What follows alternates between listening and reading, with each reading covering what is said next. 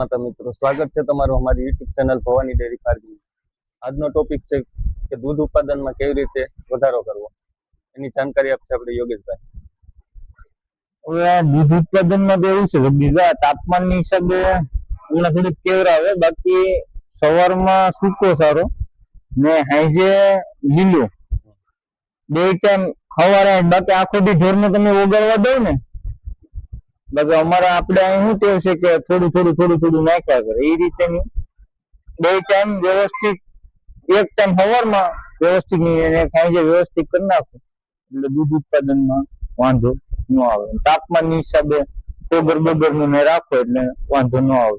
ને વ્યવસ્થિત નભાવવા માટે 1 કિલો ખાણ પર ડે એક ઢોરનું ને લીટરે 500 ગ્રામ કમ્પ્લીટ આપો એટલે કોઈ દૂધ ઉત્પાદનનો વાંધો નથી થતો.